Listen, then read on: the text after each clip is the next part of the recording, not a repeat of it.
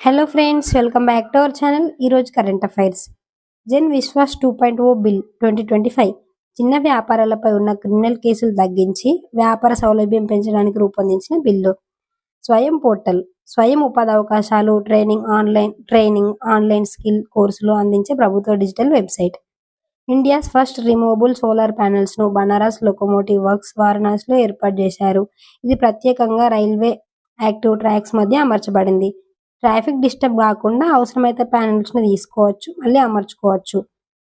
AI ఆధారిత ప్రయాణికుల corridor. Dubai ఎయిర్పోర్ట్లో బయోమెట్రిక్ టెక్నాలజీతో టచ్ లేకుండా వేగంగా ప్రయాణికుల చెకింగ్ జరగడానికి ఏర్పాటు. ఇంటిగ్రేటెడ్ సబ్ రిజిస్టర్ కార్యాలయాలు. తెలంగాణ ప్రభుత్వం కొత్త విధానం ద్వారా భూమి రిజిస్ట్రేషన్, మ్యూటేషన్ సేవలు ఒకే కార్యాలయంలో అందుబాటులోకి వచ్చాయి.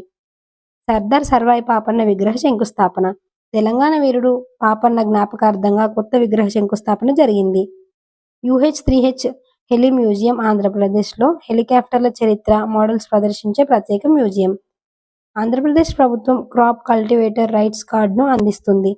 ఇది కౌలు రైతులకు రుణాలు, బీమా మరియు ఇతర ప్రభుత్వ సేవలు అందుకోవడం కోసం ఉపయోగపడుతుంది.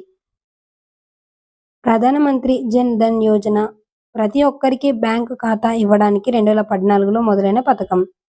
జూలై 2025లో భారతదేశ నిరుద్యోగ రేటు 8.1%గా నమోదైంది.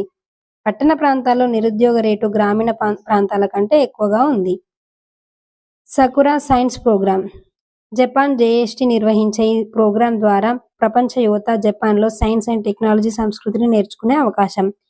ఏషియన్ షూటింగ్ ఛాంపియన్షిప్ 2025లో జరిగిన ఈ పోటీల్లో భారత ఆటగాళ్లు పతకాలు గెలిచారు. Thanks for watching. ఇలాంటి ఇన్ఫర్మేషన్ మీ వారికి రావాలంటే మన ఛానల్ని సబ్స్క్రైబ్ చేసుకోండి.